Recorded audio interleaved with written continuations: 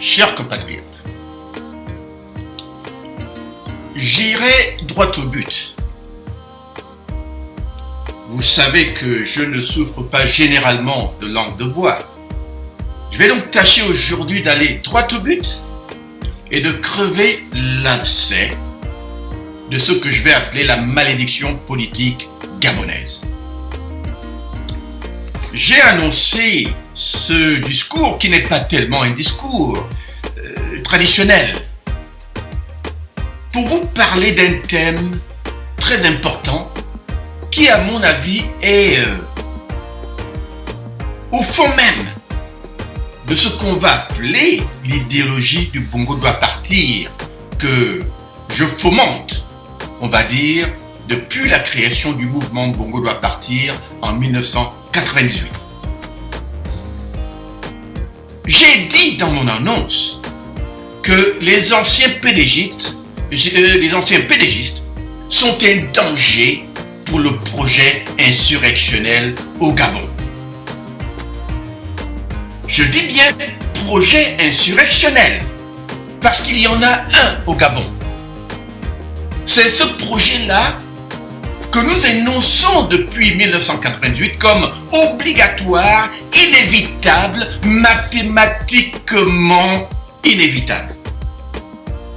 On ne peut pas y échapper.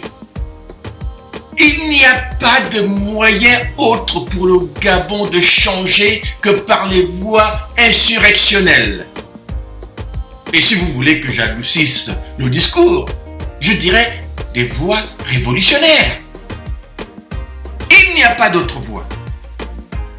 Cela veut donc dire que toute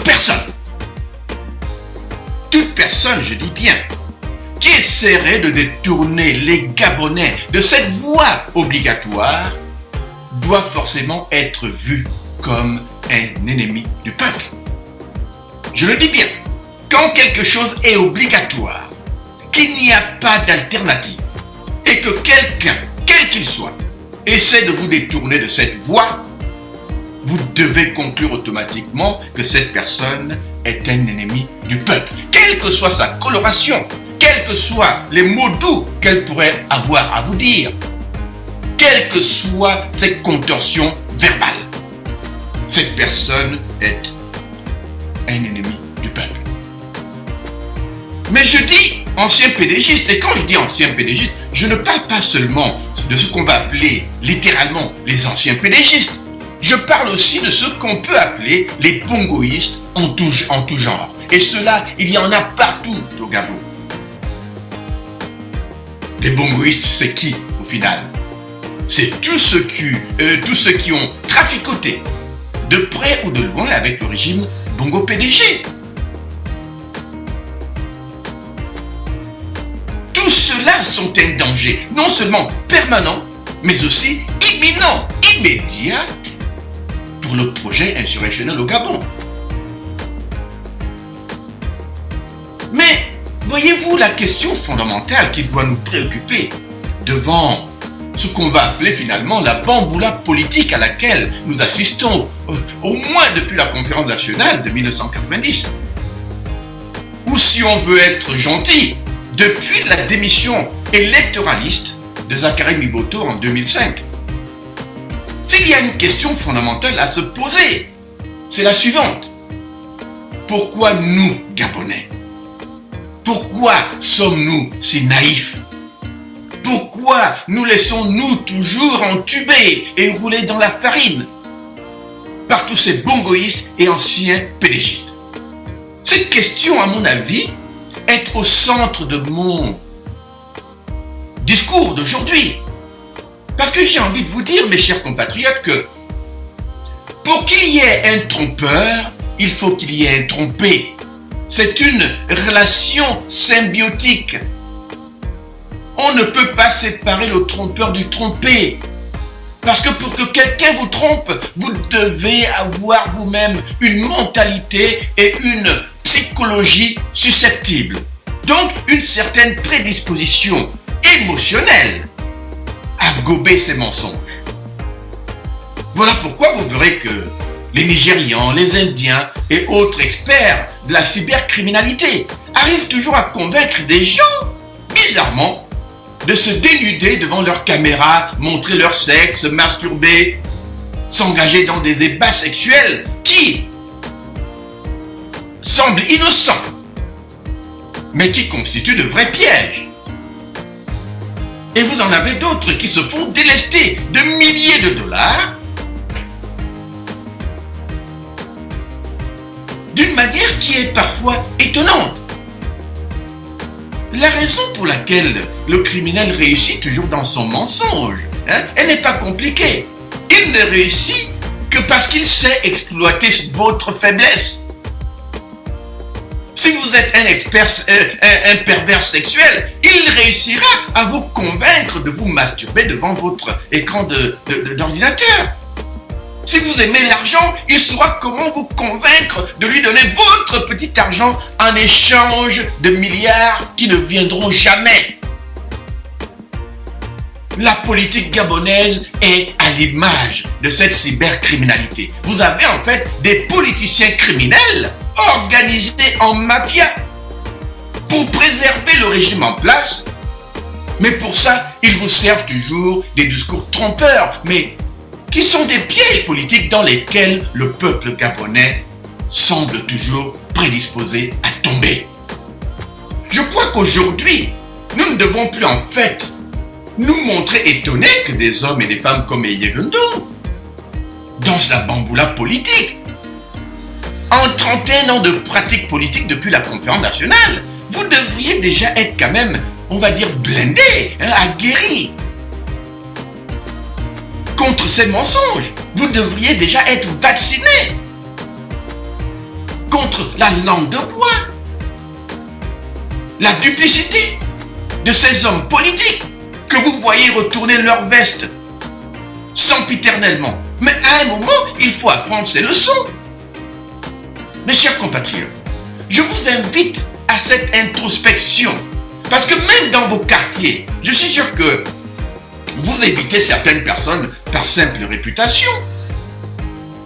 N'est-ce pas?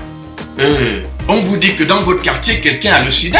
La plupart des gens vont éviter d'aller coucher avec cette personne parce que vous savez que coucher avec cette personne vous mène à une certaine forme de perdition qui peut, à terme, vous coûter la vie, vous coûter votre santé. Donc, je suis sûr que beaucoup s'attendent à me voir ce soir dans ce discours, écorcher les bongoïstes et les anciens pédégistes qui nous entubent depuis au moins la conférence nationale.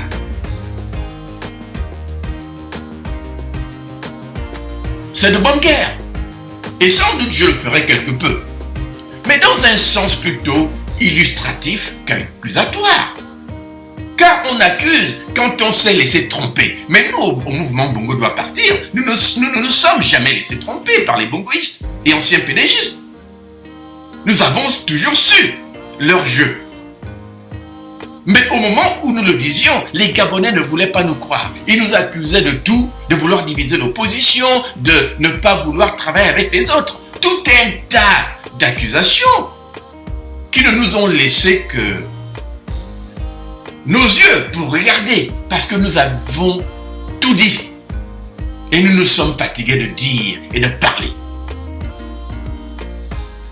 Parce que la question que nous nous posons au BDP, quand nous voyons des Gabonais accorder leur confiance aux bongoïstes et aux anciens pédégistes, cette question est la suivante. Quel cerveau avez-vous qui fut si différent du nôtre?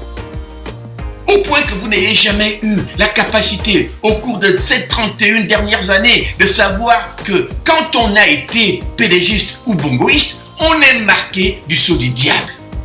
Mes chers compatriotes, quand on a été bongoïste ou pédégiste, on est marqué du sceau du diable à vie.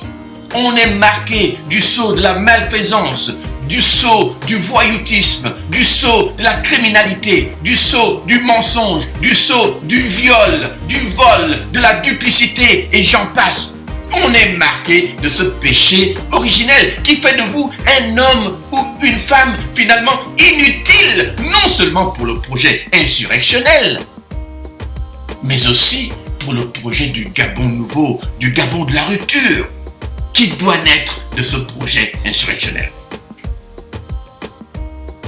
Mes chers compatriotes, comment se fait-il, je vous pose encore la question, comment se fait-il que vous, peuple gabonais, n'ayez pas encore en 31 ans d'observation conclu comme nous au mouvement Bongo doit partir, qu'aucun ancien PDGiste, qu'aucun bongoïste ne pourra jamais, je dis bien jamais, ne pourra jamais devenir le champion d'une libération du Gabon par des voies révolutionnaires. Ce n'est pas dans leur ADN, ce n'est pas dans leur sang. Nous pouvons certes épiloguer sur les raisons qui ont poussé Yevondon à entuber les Gabonais, je dis bien entuber, il n'y a pas d'autre mot. Mais vous fallait-il vraiment cette énième trahison des Yevondon ou des autres, qui rejoignent le PDG, qui en sortent et puis le rejoignent dans cette bamboula sempiternelle? Mais vous fallait-il vraiment cet énième exemple pour conclure qu'Yevondon était un ancien PDGiste et que par ce simple fait, vous ne pouviez pas lui faire confiance? Il est de la nature des anciens PDGistes et des bongoïstes de simplement jouer le jeu. Et en fait, de jouer le jeu qui vise à préserver le régime en place. C'est aussi simple que ça. J'essaierai dans ce discours de décortiquer cette réalité avec vous, mais je vous invite également au débat de tout à l'heure où nous pourrons aller dans les détails. Parce que voyez-vous, nous semblons au Gabon souffrir de ce que j'appelle une cécité mémorielle ou historique, par laquelle nous réduisons souvent la valeur de ces hommes et femmes à un seul acte héroïque qu'ils auraient pu poser un jour dans leur vie, soit par leur démission fracassante ou par un discours qu'ils auraient tenu à un moment de leur randonnée politique. Oh, tel a fait un grand discours en 2009 comme Yevondon. Et c'est suffisant pour l'absoudre du fait que pendant des décennies, il a participé à la meurtrissure du Gabon avec Omar Bongo et tous les bongoïstes. Mais, mon Dieu, non! Au Gabon, on semble accorder la confiance, l'absolution sur un seul acte qui semble effacer dans la mémoire des Gabonais les réalités de toute cette décennie où les mêmes personnes ont tué le Gabon en complicité avec le régime des Bongo. Les complicités par lesquelles ils se sont enrichis, ils ont cultivé des fortunes colossales sur le dos et le sang des Gabonais. Mais on oublie ça. Parce qu'ils auraient dit quoi? Un simple discours un jour. Mais mes chers amis, le discours n'est qu'un discours. Mais ce n'est pas le discours qui doit vous convaincre, c'est l'acte. Or, nous au BDP, on dit, dès lors que vous avez été au PDG, et je dis à quelque niveau que ce soit, que vous soyez dans la diaspora ou au Gabon, si vous avez été au PDG, vous ne méritez aucune absolution parce que vous avez participé à la meurtrissure des Gabonais. Vous êtes d'une culpabilité criminelle.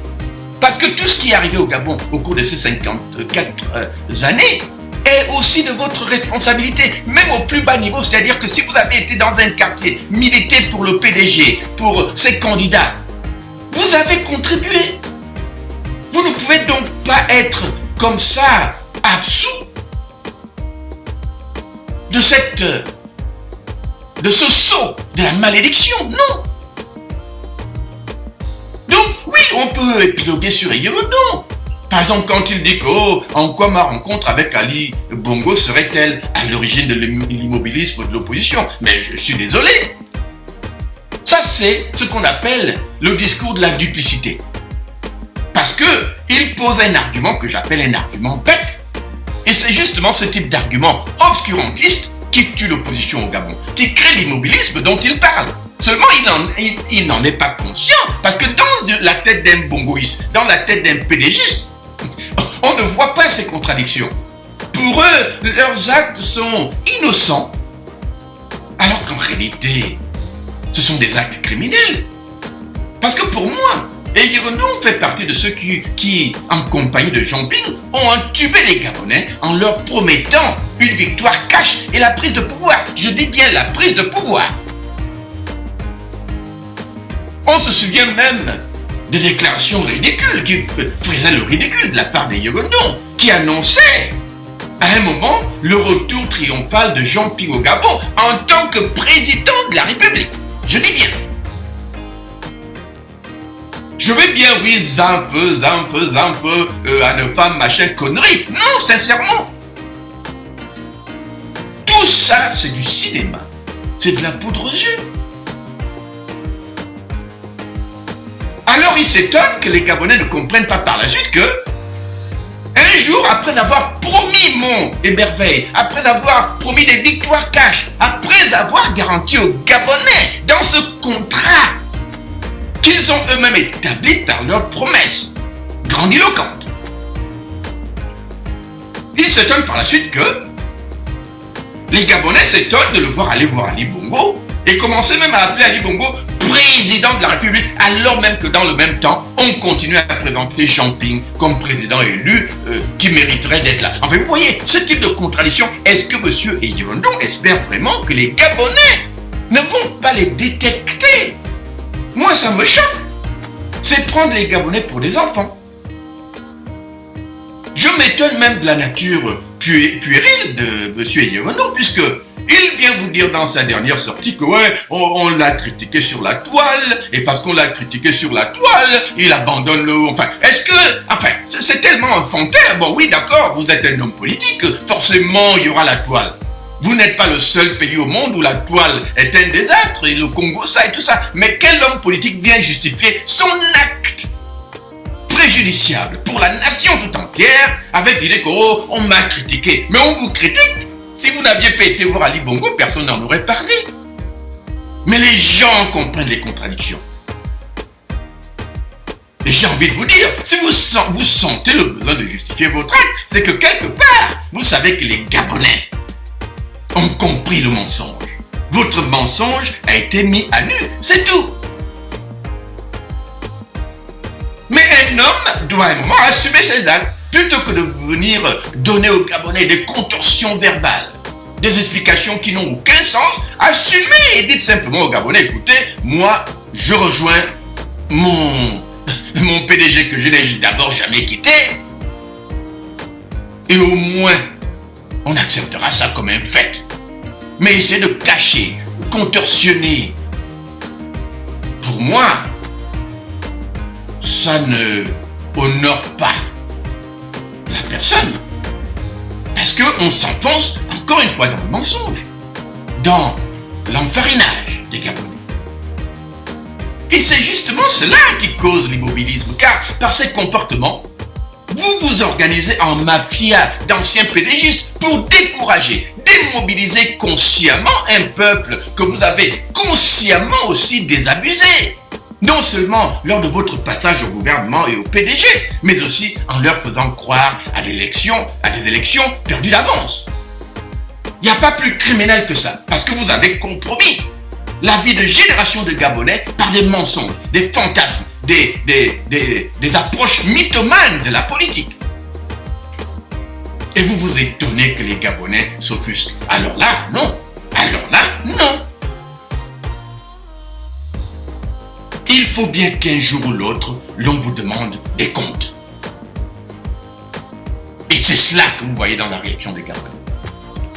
Parce que vous faites partie de ceux qui ont continué, malgré les évidences, à maintenir les Gabonais dans une attente mythomane. Je dis bien attente mythomane. Et j'invite les Gabonais à aller chercher la définition du mot mythomanie. Vous vous êtes évertués entre 2015 et aujourd'hui, 2021, à maintenir les Gabonais dans une attente mythomane d'une prise de pouvoir miraculeuse, n'est-ce pas? Que tout le monde sait ne viendra jamais. Vous leur avez promis cette prise de pouvoir en 2016. 2016 est passé. Puis après, c'était 2017. 2017 est passé. Puis, 2018 arrive, au moment même où Ali Bongo devient indigent et que le pouvoir est devenu pratiquement vacant, personne ne sait bouger le petit doigt. On a continué à faire des petits discours bizarres là, qui n'avaient aucun sens, alors qu'en réalité, le moment de passer à la prise de pouvoir, c'était ce moment-là, où on vous a carrément laissé des mots entiers sans la présence d'Ali Bongo. Mais là encore, vous avez continué avec de faux discours, des faux semblants. Et puis 2019 arrive, et puis 2020 passe, et maintenant que nous sommes en 2021, et qu'on voit que Ping ne pourra plus prendre le pouvoir, on quitte le navire comme un bon pédégiste. Et le peuple, bizarrement, a continué à gober cela. Et le peuple a continué à attendre encore de Jean Ping quelque chose qui ne viendra jamais. Chers compatriotes, chers Gabonais, Gabonaises, Gabonais, que vous faut-il encore comme signe pour comprendre que c'est fini et qu'il faut passer à autre chose? Parce que j'ai envie de vous dire que cette mafia organisée qui a fait le choix de vous maintenir dans une attente de quelque chose qui ne viendra jamais, c'est ça le plan. C'est ça que vous devez comprendre comme le plan. Parce que pendant que vous êtes immobilisés, tétanisés, fanatisés dans une attente qui ne mènera nulle part, vous êtes des Gabonais qu'on ne peut pas utiliser pour autre chose. On vous amène dans une voie de garage et on vous maintient là-bas. Parce qu'on sait que tant que vous êtes dans cette approche illusoire qui ne mènera à rien, vous ne pouvez pas être mobilisé pour autre chose. Vous ne pouvez pas être mobilisé pour une véritable insurrection, pour une véritable lutte. Et c'est ça le vrai danger pour le projet insurrectionnel, mes chers compatriotes. Mais nous, au BDP, on vous pose quand même la question. Qu'est-ce qui se passe dans vos têtes qui est si différent de ce qui se passe dans nos têtes? Parce que nous, dès la création du mouvement Bongo doit partir en 1998, nous nous sommes imposés un filtre simple. Et je vais le partager avec vous, en espérant que, à partir d'aujourd'hui, si vous avez suivi ce discours, si vous parlez demain au quartier avec des compatriotes qui se posent encore des questions, nous, on vous dit qu'il y a une manière mathématique d'aborder cette question. Parce que la science, c'est aussi ça. Quand on dit science politique, c'est qu'on peut mathématiser les comportements humains et en réalité faire ce qu'on appelle en science des prédictions. Parce que ce qui fait une bonne théorie scientifique, c'est sa capacité à faire des prédictions. Pour que quand on suit la même démarche, on arrive toujours au même résultat. Et nous, au BDP, on s'est imposé un filtre scientifique. Et je vais le partager avec vous pour que vous compreniez que dès lors que dans votre démarche analytique, votre approche de la politique nationale, vous rencontrerez un seul de ces éléments, vous devez savoir qu'il vaut mieux jeter à la poubelle ces hommes et ces femmes. Nous vous le répétons donc. Toute personne, nous le disons bien, toute personne qui a appartenu au PDG, à quelque niveau que ce soit, ne peut pas mener à une révolution au Gabon. Nous vous le disons, ce péché originel est la première barre qu'il vous faut vous imposer, qui dira que toute personne qui a appartenu au PDG de près ou de loin, qui a milité dans la diaspora, comme sur le terrain au Gabon, je dis bien, à quelque niveau que ce soit, parce que je vous le dis bien, il ne faut pas innocenter les actes criminels. Vous allez au quartier, vous dites à quelqu'un, vote pour Bongo, Bongo Oye, et cette personne vote pour Bongo, vous avez contribué, parce que ce vote-là, les Bongos vont l'utiliser pour essayer de crédibiliser leur prise en otage du Gabon. Et quand nous subissons tous, par la suite, la pauvreté, la malvie, la misère, les mauvaises routes, les hôpitaux qui n'ont pas de médicaments, des écoles vétustes, vous êtes responsable. Parce que le simple vote que vous avez donné au PDG ou au Bongo pour crédibiliser leur forfaiture est une manière presque de se suicider. Vous avez fait comme les Japonais, harakiri. C'est se poignarder soi-même. C'est comme se mettre soi-même une balle dans la tête. Mais la grande différence, c'est que vous mettez cette balle. balle, non seulement dans votre propre tête, mais aussi dans la tête de tous les Gabonais qui aspirent au changement. Et ça, c'est criminel. Donc, si quelqu'un se présente à vous et que vous voyez que dans son passé, cette personne a appartenu au PDG, il faut mettre cette personne à la poubelle. Parce que cette personne fait partie de ceux qu'on mettra dans la poubelle de l'histoire politique de notre pays. Ceux qui ont trahi les peuples du Gabon. Mais à côté des PDGistes, purs et durs, il y a aussi, évidemment, qu'ils soient dans l'opposition ou au pouvoir, c'est la même chose. Mais à côté de ces PDGistes purs et durs, il y a aussi ceux qui ont participé au gouvernement bongoïste. Je suis désolé. Si vous avez un jour participé à un gouvernement bongoïste, vous êtes aussi à mettre dans la poubelle de l'histoire. Parce que ce n'est pas de vous que viendra la libération du Gabon. Tous les Gabonais qui, à un moment ou à un autre, ont cédé à l'appât des dialogues en trompe-l'œil des bongos. Parce que céder à cet appât-là montre déjà quelque chose dans votre personnalité. Tous ceux qui ont cédé à cet appât se sont rendus à ces kermesses. À mon avis, il faut aussi les mettre dans la poubelle de l'histoire. Ce n'est pas par eux que le projet insurrectionnel aboutira. Je dis bien projet insurrectionnel. Toute personne qui est mariée à un PDGiste ou à un bongoïste ou mariée à un enfant de PDGiste ou de bongoïste, c'est la même chose. Ces personnes profitent directement ou indirectement de cette relation. Et j'ai du mal à imaginer quelqu'un qui est marié à un enfant, par exemple de Premier ministre ou de ministre, décider un jour qu'il va faire une insurrection à sa belle famille. C'est tellement difficile que quand quelqu'un vous dit que moi, ouais, mais les liens familiaux n'ont aucune importance, il faut les mettre dans le groupe des gens qui mentent. Nous sommes tous humains. Nous sommes tous humains. Je concède que c'est humain. Mais c'est quelqu'un qui vous dira que lui, il peut surpasser cette barre familiale est forcément un menteur. Ces gens sont foncièrement, totalement inutiles pour le projet insurrectionnel. Un projet qui veut que l'on dégage les bongos et leurs affidés par tous les moyens. Et ça inclura justement ses beaux-pères, ses beaux-fils, ses machins. Toutes ces relations familiales sont en réalité des handicaps. Et quelqu'un qui a fait des enfants avec un bongo, ou une bongo, vous allez dire que voilà, vous comptez sur cette personne pour enlever les bongos du pouvoir. Mais par quel miracle? Par quel miracle? Il nous faut donc, à mon avis, rester cohérent et logique, mais aussi mathématique dans notre approche de la politique au Gabon, mes chers compatriotes. Parce que ce n'est pas mystérieux. Mais il faut arrêter d'être naïf. Alors, nous avons aussi un problème, comme je l'ai dit tout à l'heure, que nous ne savons pas tenir compte des actes et des paroles des anciens PDGistes.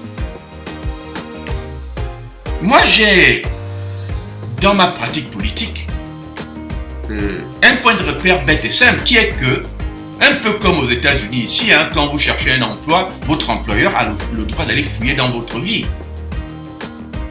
Et ils ont ici une sorte de système qu'ils appellent le score de crédit, qui est une sorte de manière d'évaluer votre traçabilité financière. Est-ce que vous êtes un homme foncièrement endetté?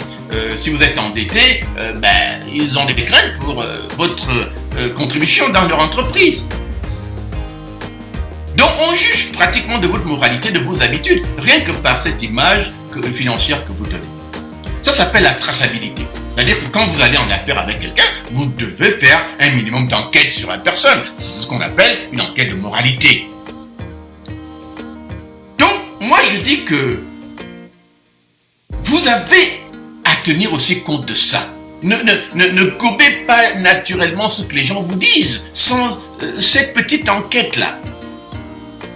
En dehors du péché originel qui les a amenés à adhérer au PDG, et donc à se faire complice de la meurtrissure du Gabon et des peuples du Gabon, il y a aussi la manière et la façon dont ils quittent souvent le navire. Souvent vous verrez que c'est de manière opportuniste au moment des élections, à la veille des élections, où généralement ils se préparent et ils se positionnent, ils essaient de se faire un nom en vue, non pas d'une victoire à laquelle ils savent très bien qu'ils ne peuvent pas aspirer. Le Gabon ne changera pas par les urnes, nous le savons bien. Mais ils se présentent quand même, simplement pour se faire un nom. Et ainsi espérer un poste juteux à la fin des élections. Ou alors, quand, comme on a vu en 2016, ils sentent que tiens, Ali Bongo n'a pas l'air très populaire et que Jean Ping a l'air d'être populaire, eh bien, ils changent de camp. Pas parce qu'ils ont une conviction pour ce changement-là, mais simplement parce que ce sont des gens qui se positionnent. Toujours. Vous le verrez dans la diaspora. Combien étaient pédégistes en 2014 et puis tout d'un coup, en 2015, deviennent des pingouins ou des pinguistes. Simplement parce que ils sentaient que peut-être que Ping pouvait gagner.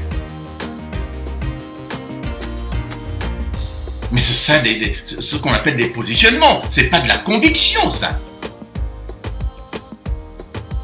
Mais parfois aussi, il faut regarder les mots qu'ils utilisent, les raisons qu'ils évoquent quand ils sortent. Ce ne sont jamais, je vous le dis, ce ne sont jamais des raisons idéologiques qui montrent qu'on a une vision du Gabon, une vision du devenir d'un pays que l'on doit faire renaître en fait, recréer de toutes pièces, parce que les Bongos l'ont tellement détruit qu'il faut presque partir de zéro. Ils n'ont généralement aucune vision, c'est généralement des raisons personnelles qu'ils évoquent. Oh, on a privé moi et mes enfants de contrat. Oh, Ali Bongo oublie qui sont ses anciens amis. Et les questions gabonaises sont généralement subsidiaires, secondaires dans leurs approches. C'est généralement, ils veulent m'emmerder, je vais les emmerder. C'est personnel ça.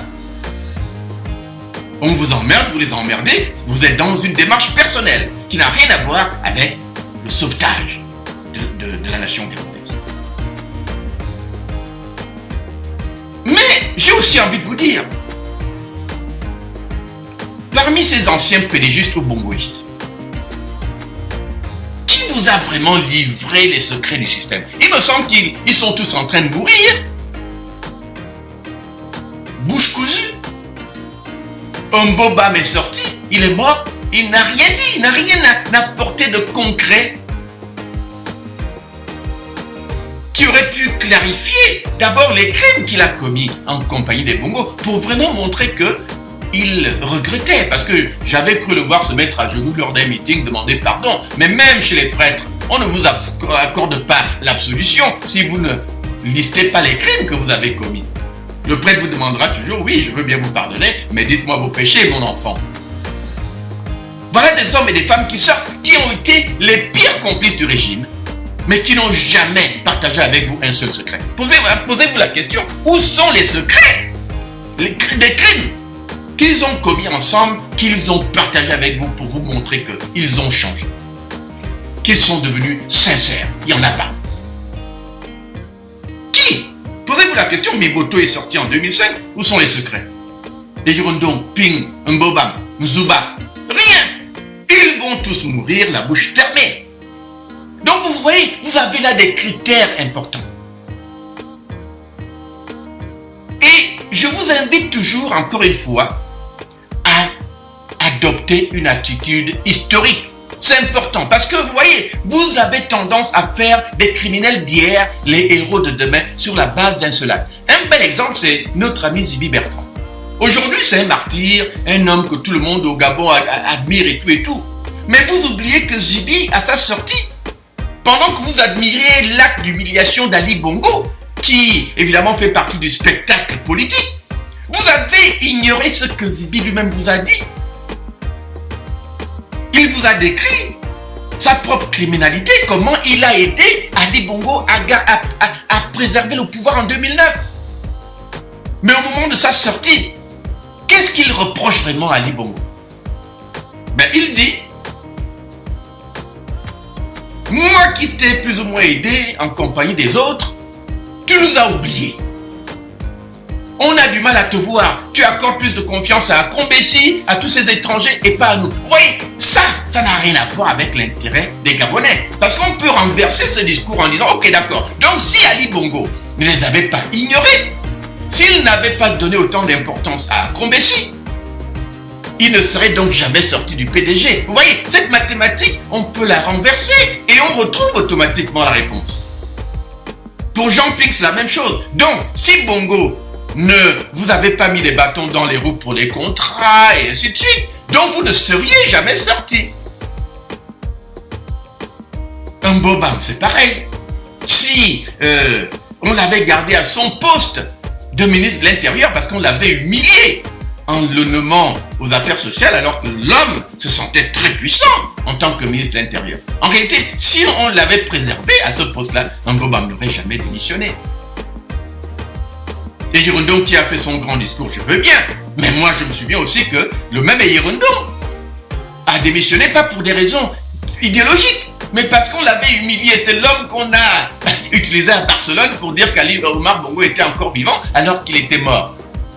Et on lui a dit de dire tout ça, et il s'est rendu compte par la suite qu'on lui a menti. Oui, il a fait un discours, voilà, oui, il a démissionné, mais en réalité, c'est le même Yirundong aussi qui a fait des accords lors d'une campagne locale, aux élections locales.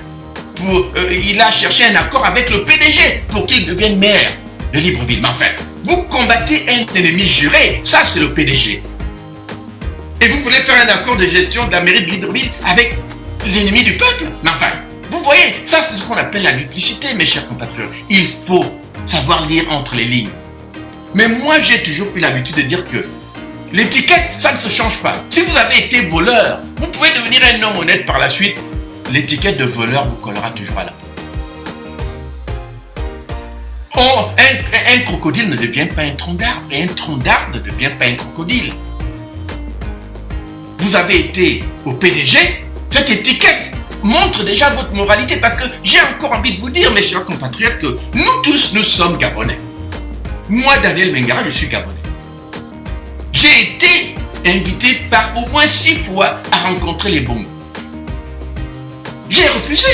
Pourquoi? Parce que pour moi, rencontrer les Bongos n'avait qu'un seul sens. Les Bongos ne vous approchent pas pour des questions de transformation du Gabon, pour des questions idéologiques. Ils vous approchent toujours pour vous corrompre, pour vous intégrer dans le régime.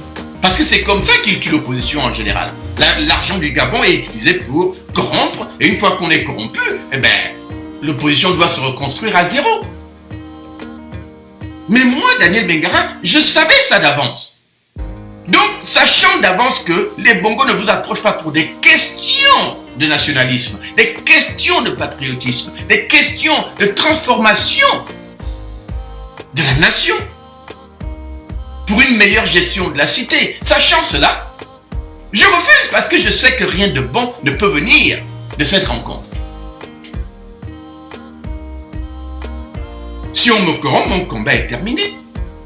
Mais en finissant mon combat de cette manière, je trahis plus ou moins les gens à qui j'ai dit des choses, comme je dis en ce moment, qu'on ne doit pas parlementer avec les Bongos. Cette trahison, elle est morale. C'est vrai qu'il n'y a pas de contrat écrit, mais il faut avoir de la moralité pour savoir que quand on dit des choses, ça vous lie aux hommes et aux femmes qui vous écoutent, ça devient un contrat moral, auquel vous êtes obligés. Vous ne pouvez donc pas vous dérober de cela, de cet engagement moral. Donc, quand ces hommes et ces femmes sortent et vous racontent un tas de salade et que vous y croyez, j'ai envie de dire qu'à un moment, ça devient votre faute. Les Américains ont ce dicton qui dit toujours que trompez-moi une fois, honte à vous, le trompeur. Trompez-moi 2 fois, peut-être encore honte toujours à vous, le trompeur. Mais trompez-moi une 3e fois, honte à moi, le tromper. Parce que ça veut dire que je suis, moi, l'idiot, le dindon de la farce, mais un dindon volontaire. Parce qu'on ne peut pas vous tromper tant de fois. Et toujours vous avoir. Non, à un moment, il faut dire non. Voilà pourquoi nous, au BDP, vous voyez, nous fonctionnons de manière mathématique. Il n'y a pas, à mes yeux, ou aux yeux de mes compagnons de lutte, il n'y a aucune repentance qui peut laver le mal que ces gens ont fait au Gabon et au peuple du Gabon. Non. Et je le dis, comme je le dis, comme je l'ai dit tout à l'heure, il n'y a pas d'exception. vous regardez la diaspora. S'il y a une étiquette pédégiste, il n'y a pas d'exception. Vous regardez le Gabon. S'il y a une étiquette pédégiste, il n'y a pas d'exception. Quand on est marqué du sceau du diable, on est marqué à vie. On est maudit.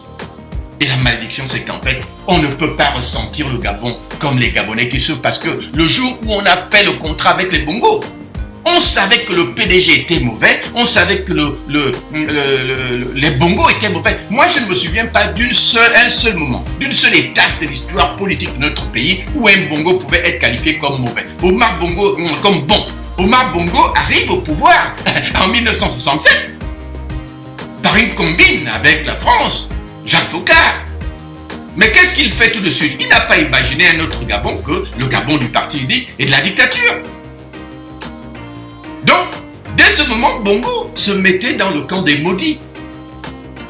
Et même quand il est forcé à la conférence nationale par la grève des étudiants que j'avais déclenchée en 1990, il est forcé, oui, mais être forcé, c'est pas la même chose que être volontaire. Contrairement, par exemple, à Kérékou, qui au Bénin a accepté les conclusions de la conférence nationale et n'a pas essayé de les défaire.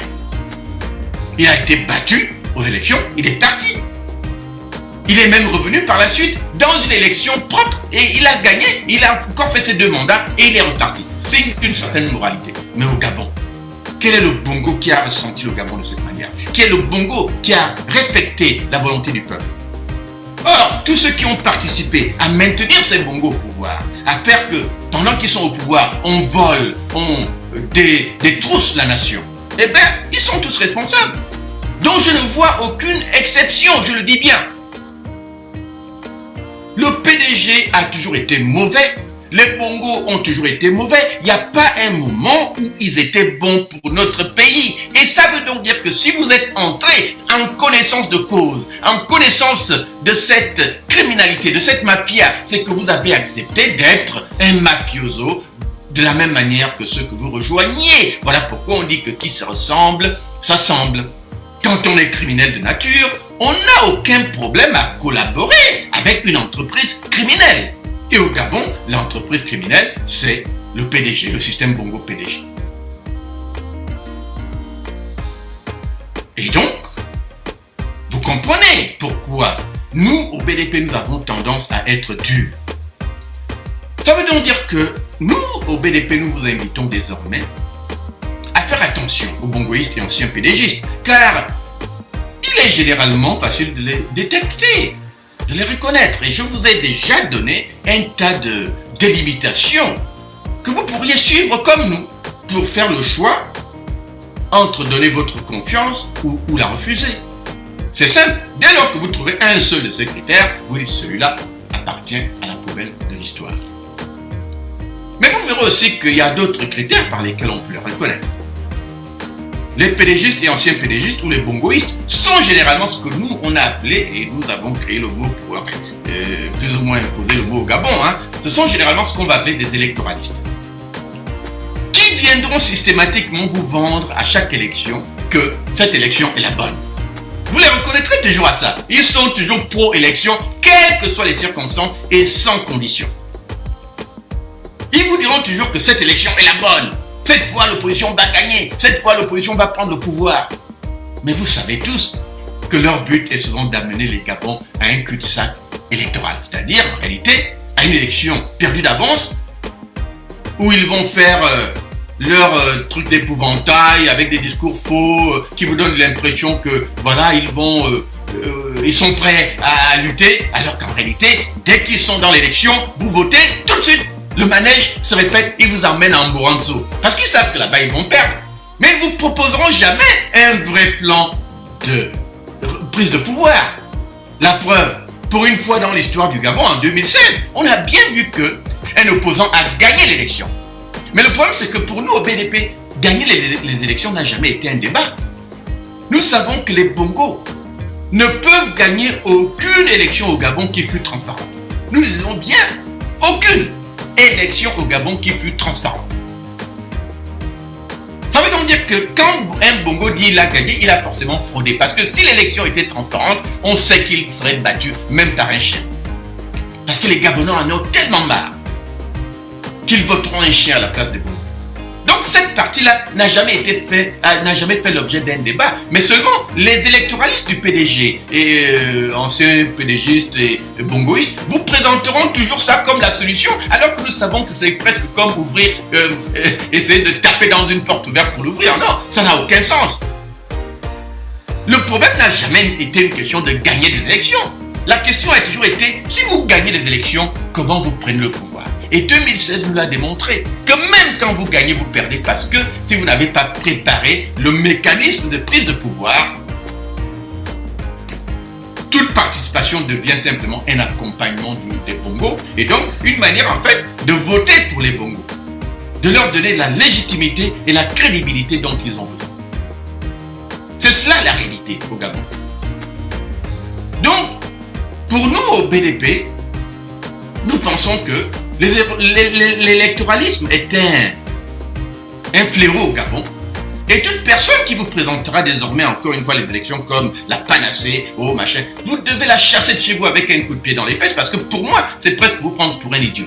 Et si vous y croyez, c'est qu'en fait, vous êtes vous-même complice, ne vous plaignez plus demain parce que quand les bongos vont encore frauder et s'imposer à vous, ne vous plaignez plus, vous y avez participé vous-même parce que vous avez donné votre confiance à quelqu'un qui vous a vendu un tas de salade.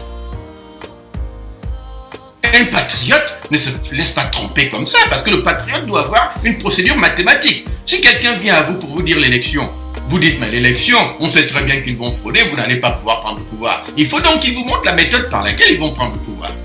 S'ils n'ont pas de réponse à ça, c'est que c'est des voyous. C'est des voyous.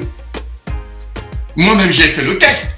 Vous le direz bien, parce que les gens m'accusent souvent, mais Ngara, tu ne veux jamais travailler avec les autres. Mais moi, j'ai essayé de mettre ce test-là, enfin, cette réflexion, cette accusation à l'épreuve. Je suis allé voir Mbobam en 2009 au Gabon. J'en parle souvent. Après qu'on les avait chassés de la place de la démocratie, ils sont allés se cacher, Mbobam est allé se cacher à l'ambassade du Cameroun, où je suis allé le rencontrer. J'étais là-bas en présence de la petite Alice Vincent, vous voyez souvent là. Et en face de moi, il y avait Mbobam et Mike Djokan. Donc je regarde Mbobam dans les yeux. Je lui pose la question, je lui dis, ok mon frère, tu dis que tu as gagné, je veux bien. Moi, tu sais ma position, je sais que au Gabon, il n'y a que par la force démocratique de la rue qu'on prend le pouvoir. Je suis là pour dire, est-ce que tu veux qu'on passe aux méthodes BDP, oui ou non? Mbobam et Mike Djokan me regardent, ils tremblent devant moi parce que ils savent que ce n'est pas ce qu'ils ont préparé. Et moi, je suis en train d'essayer de les amener à quelque chose qu'ils ne veulent pas et qu'ils n'ont pas préparé.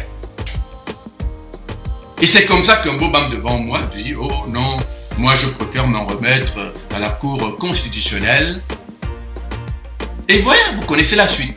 Et pourtant, c'est le même Mbobam que Zibi Bertrand vous a dit par la suite que quand il sort donc du PDG, Zibi Bertrand, et qu'il fait sa tournée des télévisions, il vous dit carrément que malgré le fait que Mbobam ait fait ce cinéma, soit allé se cacher au PNUD, ait fait le fameux gouvernement du PNUD, tel qu'on l'appelle, mais c'est le même Mbobam qui a appelé Zibi Bertrand pour lui dire « Va me vider Libreville de tous les enfants parce que je ne veux pas qu'il y ait révolution ».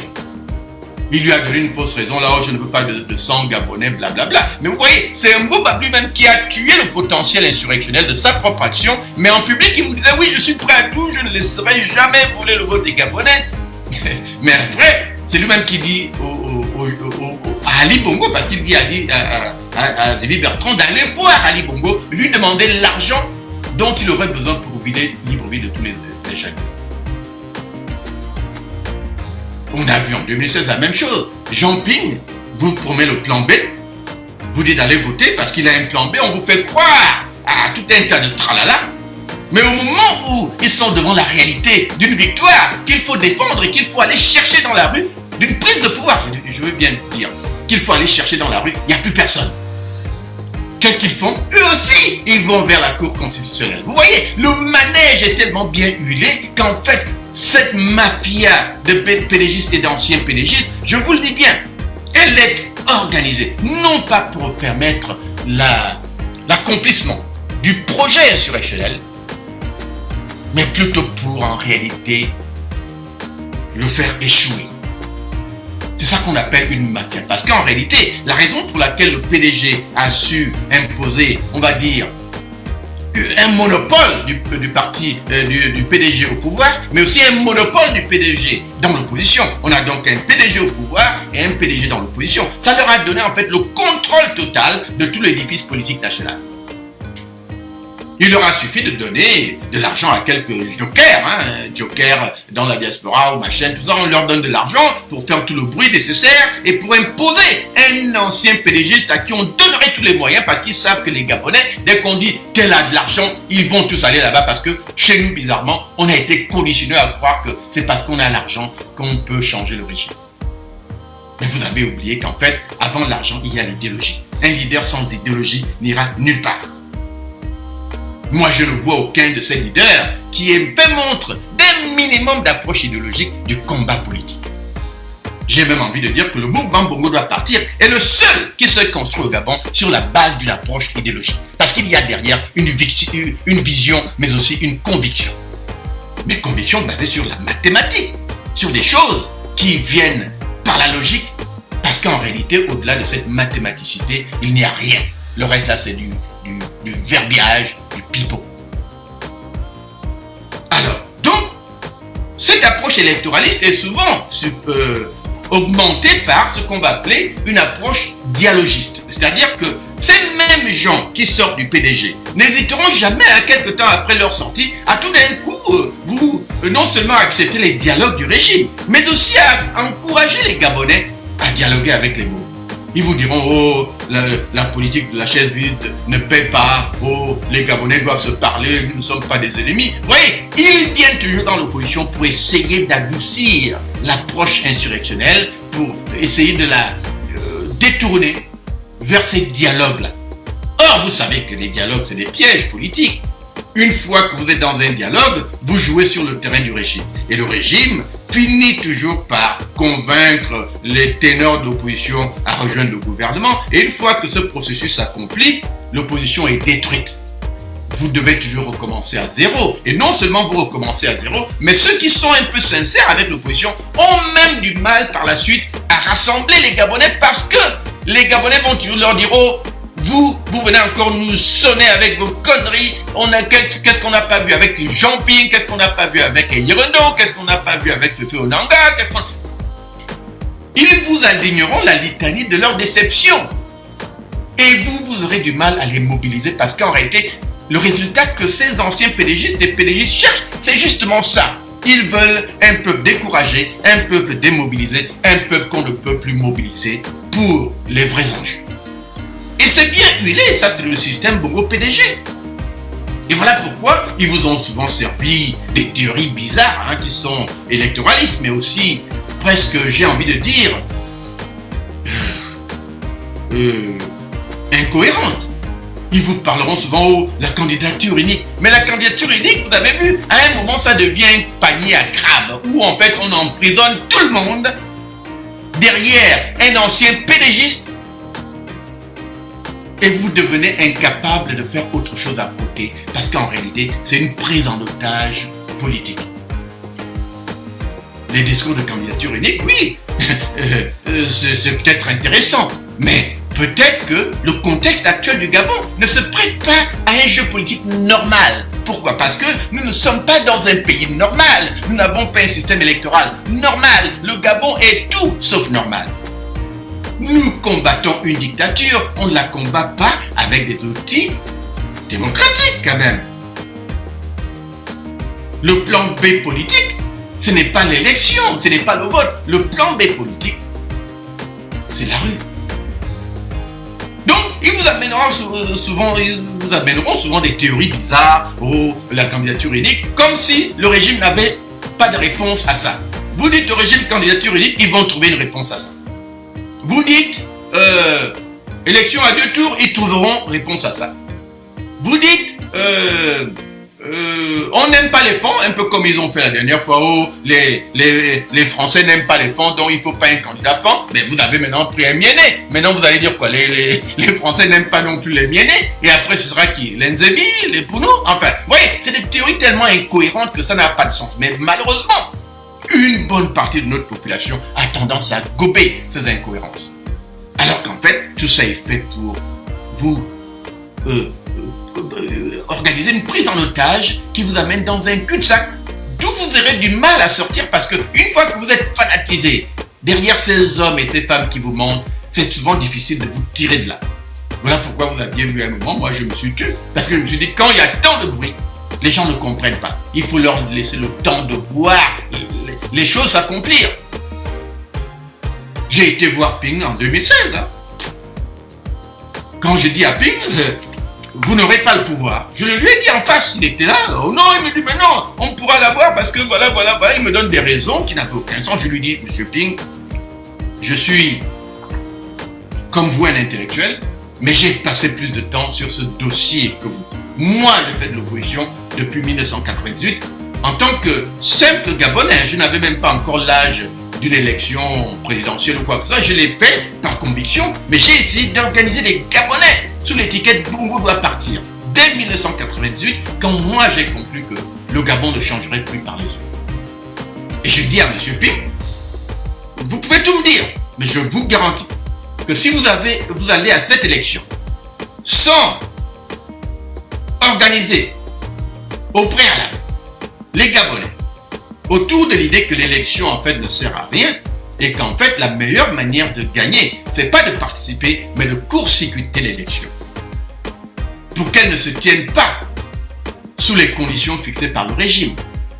Que participer ne devait pas être inconditionnel. Il fallait pousser au minimum à une réforme préélectorale pour garantir que quand les Gabonais se rendent aux urnes, même s'ils veulent élire un chien, ils éliront ce Gabonais. Et s'ils veulent élire Jean Ping, ils l'éliront. Et Jean Ping prendra le pouvoir.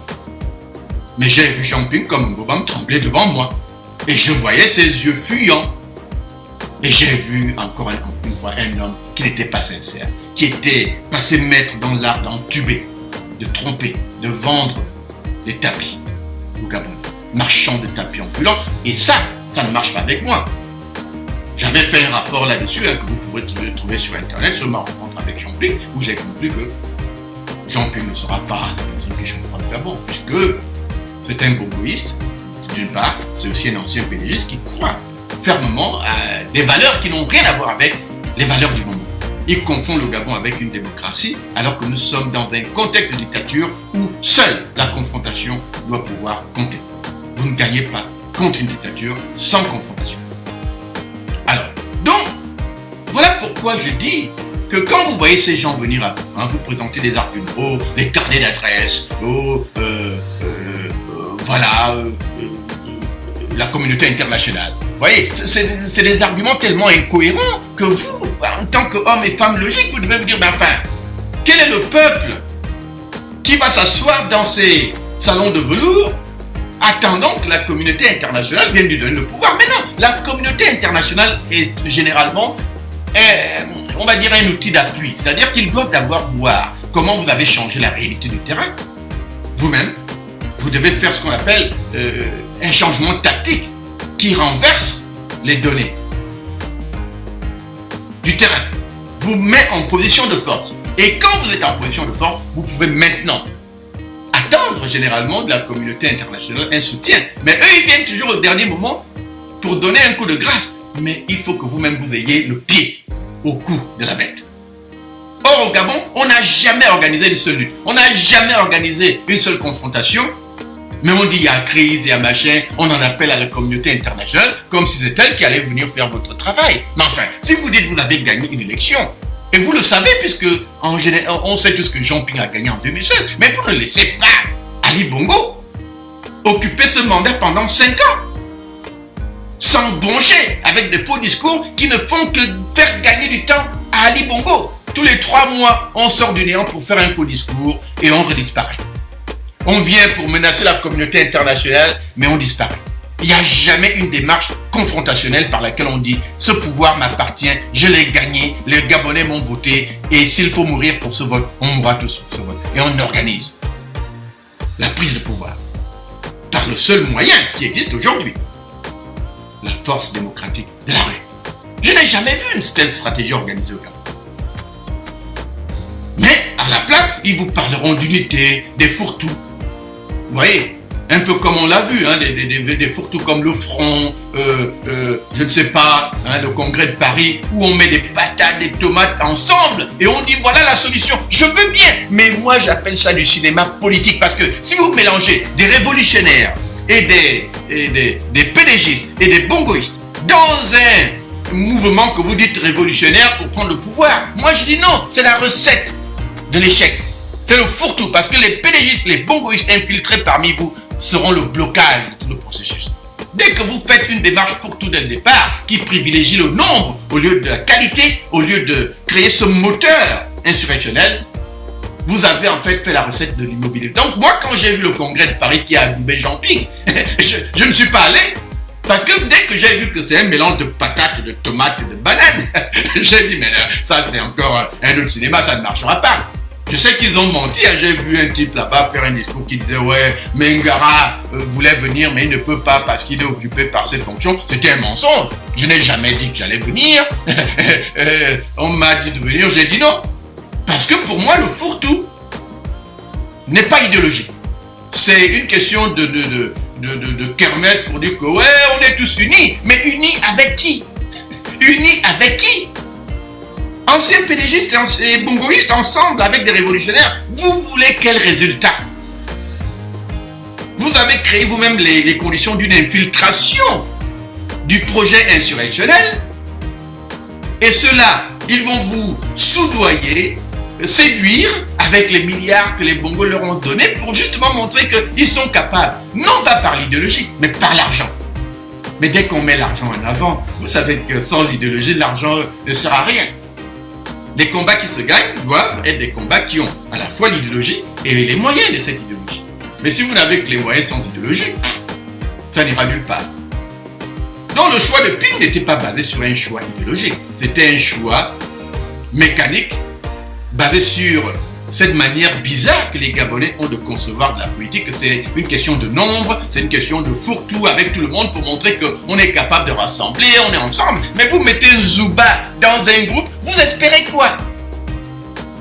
Vous mettez Oyemba, Zakari Miboto, je ne sais pas, tous ces gens-là, hein, l'Indemezor, vous les mettez dans une coalition, sincèrement, vous attendez quoi? Voilà pourquoi les gens nous ont souvent dit au BDP que oh, vous ne voulez travailler avec personne. Mais moi, j'applique ma mathématique, ma politique. Si je vois que j'ai un Ndemezo devant moi, je sais très bien que c'est la recette de l'échec. Je n'ai pas besoin qu'un Ndemezo me trahisse pour que je le comprenne parce que dans ma manière scientifique d'aborder la politique, j'ai déjà fait la prédiction d'avance. Je n'ai donc pas besoin de faire l'idiot en disant voilà un serpent, je vais quand même mettre mon pied pour que le serpent me morde. Non, je sais déjà que c'est un serpent d'avance.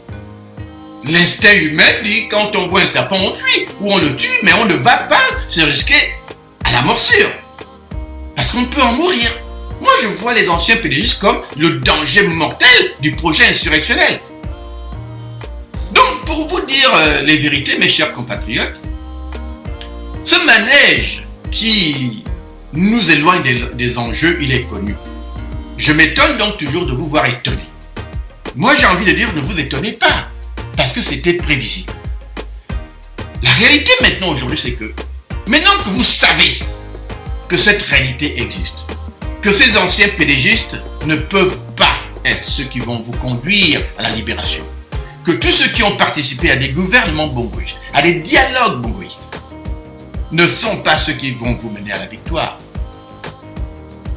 Allez-vous continuer à croire que, par exemple, Jean Ping va prendre le pouvoir demain? Je vous pose la question, je n'ai rien contre Jean Ping, je vous le dis. Je reconnais que Jean Ping a gagné l'élection de 2016. Mais l'élection de 2016 nous a aussi révélé une chose intéressante. C'est qu'on a l'impression quelque part que les arrangements qu'il y a eu entre Jean Ping et Ali Bongo étaient bizarres. C'est-à-dire qu'ils s'attendaient à ce que les choses se passent un peu comme d'habitude. Mais personne ne s'attendait au rejet phénoménal d'Ali Bongo par le peuple qu'on a vu en 2016. Personne ne s'attendait à ça. Donc la victoire de Jean Ping était si écrasante, quelque part, que tout le monde s'est retrouvé étonné. Jean Ping lui-même ne croyait pas qu'il allait gagner, ou qu'il pouvait gagner. Et on croyait que les fraudes bongoïstes allaient toujours se passer, comme d'habitude. Mais personne ne s'attendait à voir que la victoire soit si écrasante que le régime était forcé à reconnaître qu'il avait perdu 7 provinces sur 9, et peut-être 8 si on ajoute la diaspora comme une 10e province. Et que Ali Bongo a été obligé de se résoudre à aller traficoter les résultats du Haut-Ogooué pour se donner la victoire. Donc, j'ai l'impression que c'est devenu, comme on dit, des charbons ardents que dans les mains de Ping, ce n'est pas prévu comme ça. Et il a fallu trouver une combine pour calmer on va dire les élans révolutionnaires tant des Gabonais que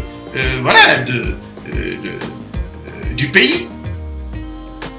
Et pour ça, la première étape, c'est d'abord d'aller rapidement tuer cet élan par des tractations à la Cour constitutionnelle où on vous dit « Oh, mais la Cour va dire le droit ». Mais moi, je le sais, j'ai testé Mbobam en 2009, la Cour n'a pas dit le droit en 2009.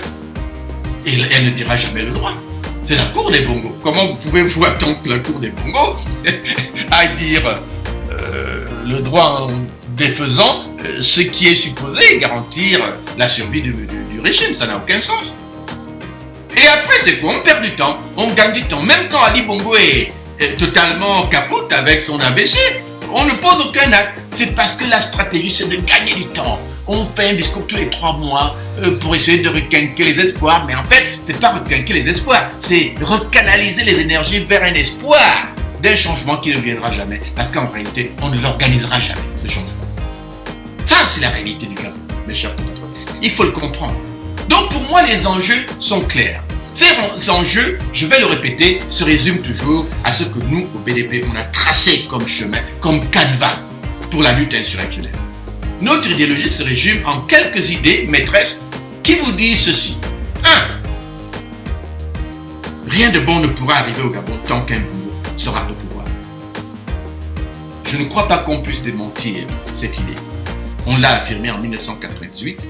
Je crois qu'aujourd'hui, vous-même avec ce qu'on voit comme détérioration au Gabon aujourd'hui, à tous les niveaux, la vie socio-économique de notre pays, culturelle, je crois qu'on ne peut pas défaire cette idée. Le Gabon ne changera pas non plus par la grâce de la Vierge Marie ou le miracle de Jésus-Christ. La Vierge Marie ne descendra pas sur terre pour dire au Bongo, vous avez mal fait, quittez le pouvoir. Ça, vous ne verrez jamais ça. Vous pouvez aller à l'église, Dieu vous chassera même de l'église. Parce qu'en réalité, la question gabonaise n'est pas une question de miracle, c'est une question d'engagement du peuple gabonais pour sa propre libération. 3. Nous vous avons dit que le Gabon ne changera pas non plus par la bonne volonté des Bongos. Ça veut dire que quand les Bongos viennent à vous avec des propositions de dialogue, vous devez les rejeter d'emblée. Parce que vous savez que ce sont là les pièges par lesquels on tue l'opposition au Gabon. On absorbe les opposants les plus virulents, on crée un vide dans l'opposition, et en fait, on remplace même cette opposition virulente par des anciens PDGistes qui viennent porter ce flambeau-là, alors qu'on sait très bien que c'est une flamme qu'ils vont éteindre par la suite. Et à la fin, on aboutit à un monopole total du PDG dans le tissu politique national, où le PDG non seulement contrôle le pouvoir, mais aussi contrôle l'opposition. Ça, c'est un piège. Pour une opposition viable, les anciens PDGistes-là sont un danger, une malédiction. Mais la réalité aussi, c'est que ces dialogues auxquels on vous invite ne peuvent mener qu'à la consolidation du régime des Bongos. Donc ne croyez pas toujours à ces discours de « Oh, on doit se parler ». Ça, c'est de la connerie. Non, on ne doit pas se parler. Une vraie lutte politique veut dire vous établissez des conditions de rupture, vous isolez le régime dans sa bêtise et vous le combattez avec les instruments révolutionnaires à votre disposition. Et ce n'est pas un combat difficile parce qu'il suffit que le peuple soit dans la rue. 100 000 Gabonais demain dans la rue. Demain, je dis bien demain, ça ne demande pas de préparation. Demain, 100 000 Gabonais dans les rues mènent à l'écroulement du régime. C'est une question mathématique. La question, c'est plutôt qui est capable de mobiliser. Ceux qui disent qu'ils sont présidents élus du Gabon, qu'ils ont gagné, ils ne veulent pas vous mobiliser pour ça. Mais je n'ai aucun doute que s'ils organisaient ça, s'ils voulaient vraiment organiser ça, ils pourraient mettre 100 000 Gabonais dans les rues demain. Ils peuvent, ils le savent, mais ils ne le font pas. Parce qu'ils savent que cet outil-là veut dire la fin du régime des Bongos, mais eux-mêmes sont encore codépendants de ce régime. On ne change pas. C'est comme se tuer soi-même. On ne se met pas soi-même une balle dans la tête. Toute leur fortune, leur famille, tout l'édifice qu'ils ont construit, personnel ou communautaire, dépend de l'existence des Bongo au pouvoir, du bongoïsme, du système PDG. Tout ça, on le sait. On le sait. Donc, les dialogues, on doit les supprimer du collimateur des Gabonais qui veulent le changement. Donc, nous pensons que la bonne volonté des Bongo n'a jamais été démontrée, puisque tous les dialogues qu'il y a eu au Gabon, à commencer par la conférence nationale en 1990, tous ces dialogues ont accouché de souris, mais de souris qui ont toujours été à l'avantage du régime. Nous, au BDP, on pense qu'on ne discute pas avec un régime tant qu'on est en position de faiblesse. Il faut d'abord changer l'équilibre, n'est-ce pas, des choses, de telle sorte que, quand le régime est en position de faiblesse, vous puissiez imposer votre volonté. Mais ça demande un combat, une confrontation. Vous n'allez pas obtenir ça sans confrontation. Voilà pourquoi nous pensons que quand les Bongo vous invitent à des dialogues, vous devez toujours refuser, mais par contre dire, nous, on va plutôt organiser la confrontation qui va au minimum, même si on ne réussit pas à les chasser du pouvoir, mais au minimum amener au type de réforme qui peut garantir que dès lors qu'une élection se tiendrait demain, elle mènerait à la victoire du Gabonais qui mérite. Et que si les Gabonais veulent voter un chien, ce chien sera élu. Voilà les conditions. Ça veut donc dire que nous ne pouvons pas non plus participer à une nouvelle élection au Gabon qui ne fut déjà réformée. On ne veut plus participer à des élections perdues d'avance. Mais est-ce que ça veut dire que nous excluons nécessairement les anciens PDGistes de l'équation? Non, nous disons simplement que par leur manque de sincérité, ils ne peuvent plus être mis en avant. C'est-à-dire, si vous avez des gens avec qui vous voulez collaborer, qui ont été au PDG, et ils vous disent c'est eux que vous devez soutenir pour aller soit à l'élection présidentielle, soit à je ne sais pas quoi pour un combat révolutionnaire, il faut dire non, on vous connaît, vous ne pouvez pas. Vous êtes des gens qui se positionnent, mais vous ne pouvez pas construire un combat insurrectionnel. Ce n'est pas dans votre ADN. Vous voyez le Gabon comme un pays où tout va bien. Vous ne voyez pas le mal que vous avez fait. Quand vous étiez au pouvoir, le vol électoral, pour vous, c'était naturel. Vous arrivez dans l'opposition, vous croyez encore au dialogue. Un Zouba sort, il démissionne du perchoir de l'Assemblée et un an après, il appelle déjà les Gabonais à parler avec le même Ali Bongo qu'il insultait auparavant, quelques mois avant. Vous voyez, nous on dit que oui, on ne va pas exclure les fils et filles de la nation d'un projet national, mais nous disons que désormais, ils ne peuvent plus être mis en avant. Si vous les mettez en avant comme vos champions, soit pour une élection, soit pour, je ne sais pas, une révolution, c'est que vous aurez vous-même fait le choix des Bongo. Consciemment ou inconsciemment. Mettre un ancien PDGiste en avant, mettre un Bongoïste en avant. J'ai même vu des gens un jour qui m'ont dit ouais, va rencontrer Christian Bongo parce que lui, il veut enlever Ali Bongo. Je dis mais vous êtes fous. Je les ai toujours rejetés ces gens-là parce que, dis mais vous croyez vraiment que le frère d'un homme au pouvoir va vouloir enlever son frère comme ça? Vous êtes fous. Donc, soyons cohérents et logiques, mes chers compatriotes, parce que c'est cela la réalité. Moi, je vous le dis déjà, je ne me mettrai jamais, je le dis bien aujourd'hui, jamais derrière un PDGiste ou un bongoïste. Ne m'approchez donc pas un jour pour dire Mengara, est-ce que tu vas soutenir un autre Bobam ou un autre Jean-Ping ou un autre je ne sais pas quoi. Non, s'il a l'étiquette ancien PDGiste ou bongoïste, s'il a participé à un gouvernement bongo, enlevez-moi de là. Le BDP, Daniel Mengara et tous ceux qui croient en moi ne seront jamais derrière un ancien PDGiste parce que vous voyez, autant on peut concevoir d'un Gabon normalisé où oui, n'importe qui peut être président du Gabon parce que nous savons que nous avons en place des règles de droit. Un état de droit qui va canaliser les comportements que l'ancien PDGiste ou bongoïste qui à l'époque sous les bongos volait ne serait plus capable de voler dans un régime réformé. Nous savons que dans ce cadre-là, oui, pourquoi pas, on peut composer avec tout le monde parce que oui, la loi elle-même va les canaliser. Le jour où ils volent encore comme sous bongo, ils sont en prison. On pourra même avoir notre propre FBI à la gabonaise qui dit que même le président de la République peut être piégé par le FBI pour voir s'il est honnête. On amène quelqu'un qui va le corrompre et s'il accepte, on l'attrape immédiatement. On lui dit, monsieur le président, vous êtes aux arrêts. Vous avez accepté cette corruption. Un peu comme on a vu aux États-Unis ici avec le gouverneur d'Illinois, que le FBI avait piégé. Comme ça. Parce que l'état de droit, c'est ce qu'on veut au Gabon. C'est ça qui va encadrer les comportements, réformer les cultures, faire qu'on cesse de considérer les déviances des bongos comme des choses normales. Mais sans cette réforme, les anciens pédégistes, j'ai envie de dire, ne nous servent pratiquement à rien. Parce que leur attitude, c'est de se positionner pour repartir dans le même régime qu'ils fustigent. Et on ne peut rien faire de conséquent avec ça. Parce qu'ils confondent le Gabon avec un pays normal. Nous, on dit le Gabon actuel est une dictature qu'il faut combattre avec des instruments de lutte contre la dictature.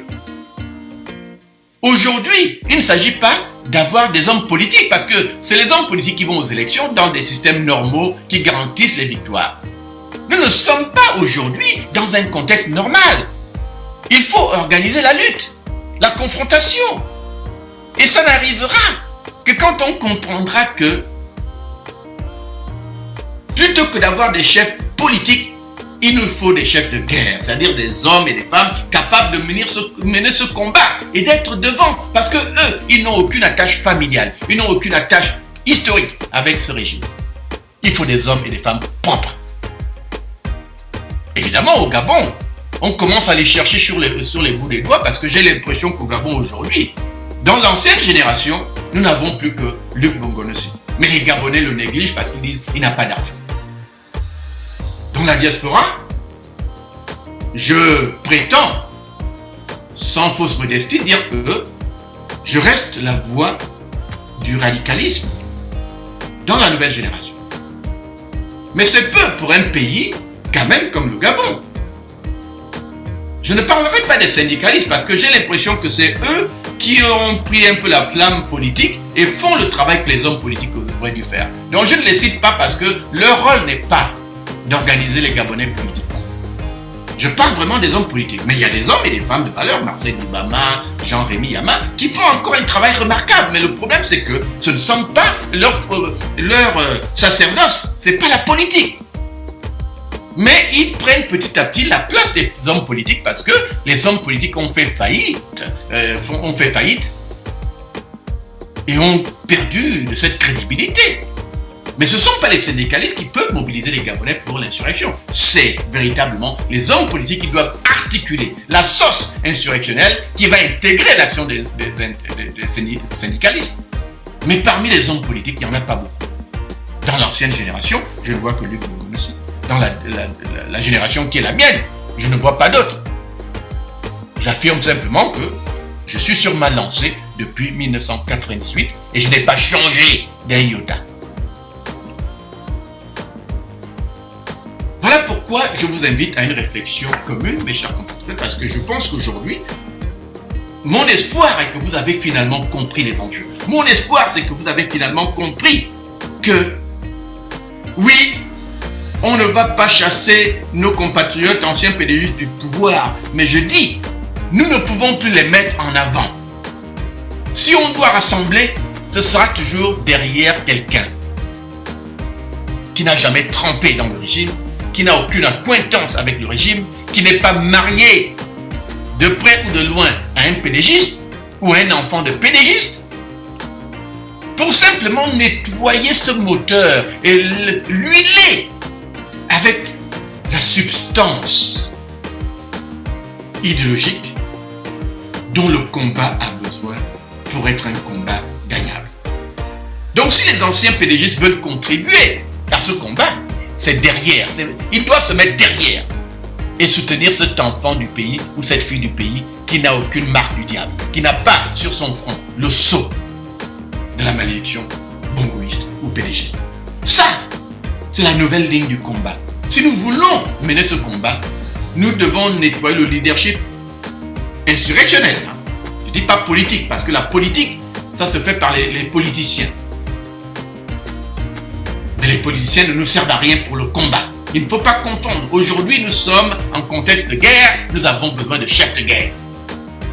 Quand on aura réformé le pays, qu'on aura la démocratie, là on pourra avoir des chefs politiques. Les anciens pédégistes peuvent se présenter dans ce contexte. Si les Gabonais veulent les élire, ils les éliront. Mais ce sera au moins librement, sans fraude, sans sous-entendu, sans trahison, parce que le contexte s'y prêterait. Mais aujourd'hui, nous devons organiser le combat. Donc moi, Daniel Mingara, je vous le dis déjà, je ne me mettrai jamais derrière un ancien pédégiste ou un bongoïste pour ce combat. Les 2 tests que j'ai fait avec Mbobam et Jean Ping pour les tester sont suffisants pour montrer que oui, si les gens pensaient que Mingara parle dans l'air, mais je suis allé regarder ces 2 dans les yeux et j'ai vu que les 2 ont failli à ce test-là. Ils ont échoué à ce test. Ils ne peuvent pas. Maintenant, pour ceux qui veulent continuer à croire que Jean Ping va prendre le pouvoir, libre à eux. Mais je vous dis, tant que vous serez là-bas, vous serez presque inutile pour la République parce que vous serez confiné à un combat qui ne sera pas gagnable, qui ne peut plus être gagné. Jean Ping ne sera plus président du Gabon. Ce que vous devez faire plutôt, c'est dire, ok, Jean Ping, maintenant qu'on a vu que, bon, c'est fini, propose-nous autre chose que cette attente qui ne mène à rien. Dans quel sens peux-tu, par exemple, aider le projet insurrectionnel, mais au travers de ceux qui peuvent le conduire? Si toi, tu n'es pas capable, puisque 5 ans ont montré que tu n'es pas capable, quand même. C'est comme ça qu'on réfléchit quand on veut le bien du pays.